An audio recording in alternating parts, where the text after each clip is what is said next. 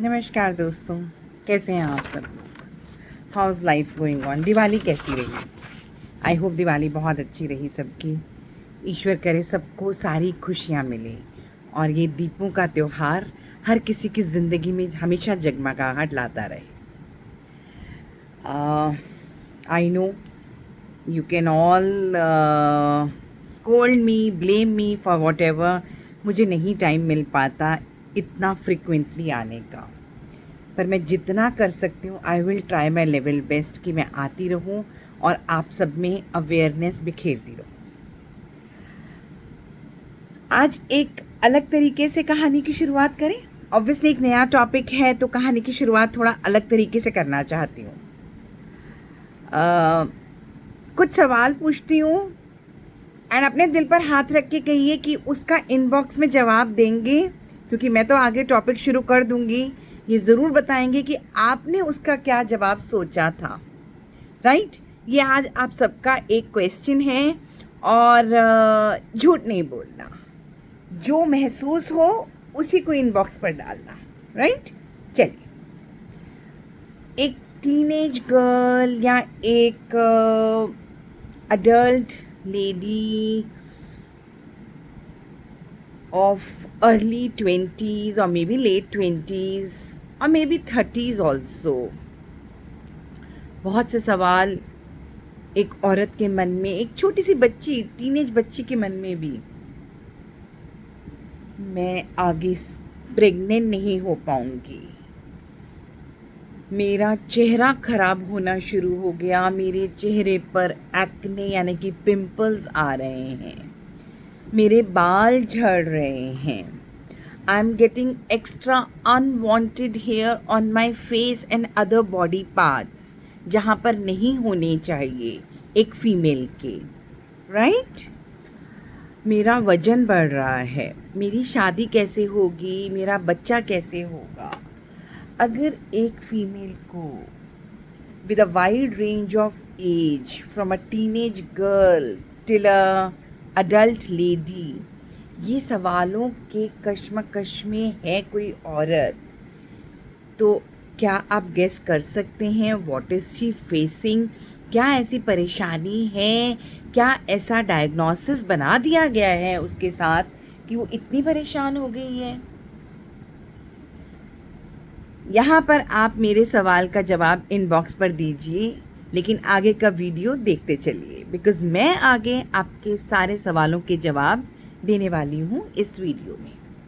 Yes friends, if you've guessed it right, I'm going to talk about PCOD today. So we are going to talk about PCOD or PCOS. So what does it stand for? इसका क्या मतलब है? PCOD, Polycystic Ovarian Disease. Right?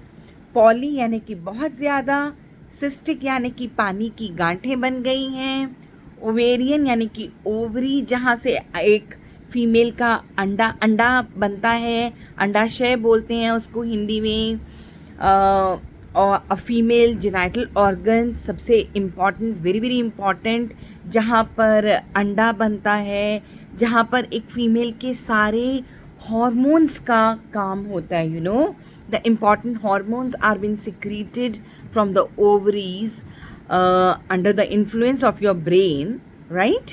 तो अगर एक ovary में, एक female की ओवरी में बहुत सारी पानी की गांठें बननी शुरू हो जाती हैं, छोटी छोटी, कुछ मिलीमीटर के साइज़ की, 2 से 8 मिलीमीटर के साइज़ की, 10 से 12 गांठें, एक मोती का हार नहीं होता, जैसे मोतियों के हार की तरह जब आप अल्ट्रासाउंड करते हैं ना उनका, जब आप अल्ट्रासाउंड करते हैं एंड बाकी हार्मोन टेस्ट करते हैं and you come to a conclusion कि this is a case of PCOD, आप सिर्फ अल्ट्रासाउंड करके नहीं बताते। अल्ट्रासाउंड आपका, it is one of the diagnostic criteria जो आपके मन के शक को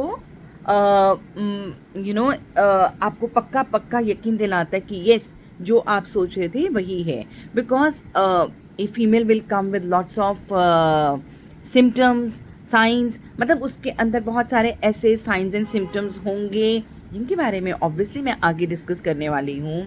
और साइंस और सिम्टम्स होंगे, और उसके हार्मोन्स में जब ब्लड से उसके हार्मोन्स का टेस्ट करेंगे तो उसमें चेंजेस पाएंगे आप। और उसका जब अल्ट्रासाउंड हम कराएंगे तो अल्ट्रासाउंड में ये एक बीडेड अपीयरेंस पाई जाएगी, जैसे कि एक मोतियों की माला होती है। ये होता है पीसीओडी। अब सवाल आता है कि पीसीओडी और पीसीओएस में क्या डिफरेंस है। तो देखिए, पीसीओडी को हमने बोला disease, PCOS is polycystic ovarian syndrome. Syndrome क्या होता है?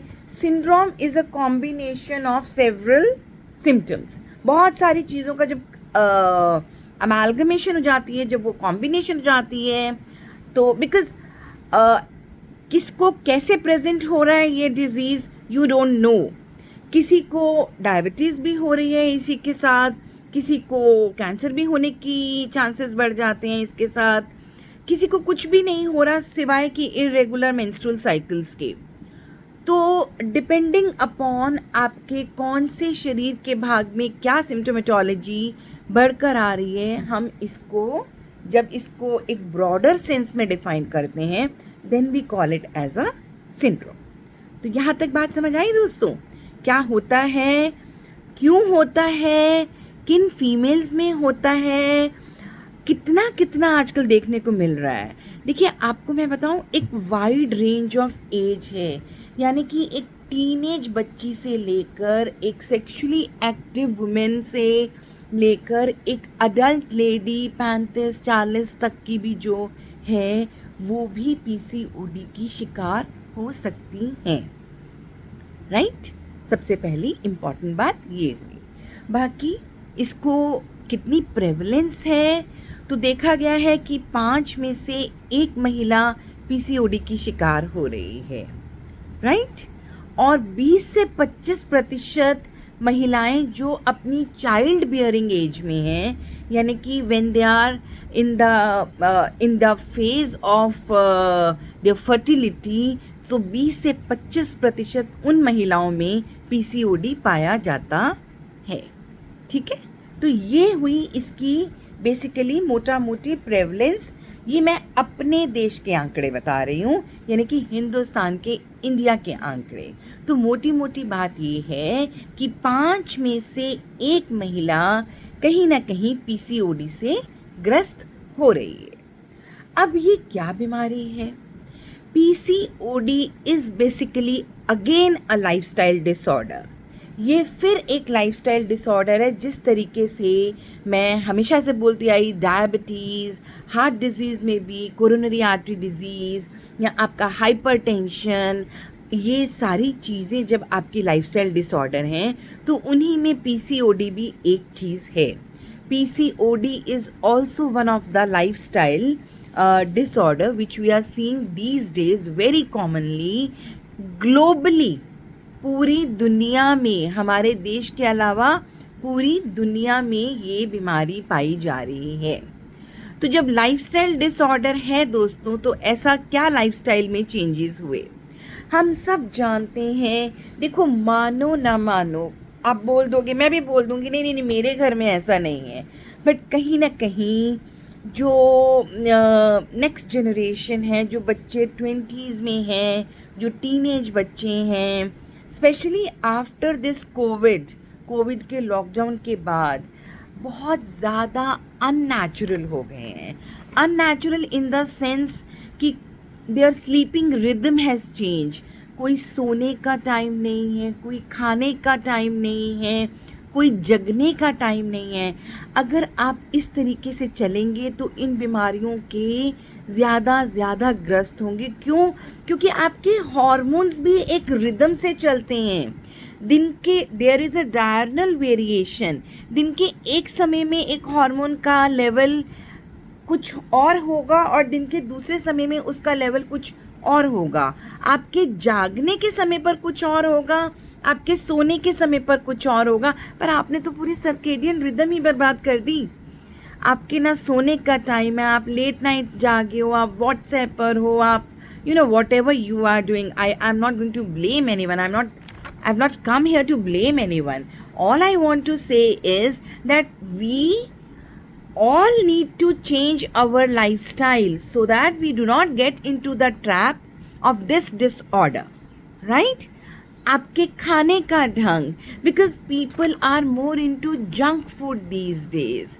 It is easy, घर में कुक करने की ज़रूरत ही नहीं है, मंगा लो बाहर से, कुछ भी मंगा लो, पिज़्ज़ा खा लिया, बर्गर खा लिया, वो सब नहीं भी खाया तो आपको लगता है मैं घर का खाना खा रही हूँ, तो आप वो फ्रोज़न मील खा रहे हैं, that is also not good, वो भी अच्छा नहीं है. तो आप फ्रोज़न मील खा रहे हैं, आप जंक फूड खा रहे हैं, और आपकी एक्सरसाइज क्या हो रही है? आपकी एक्सरसाइज निल है.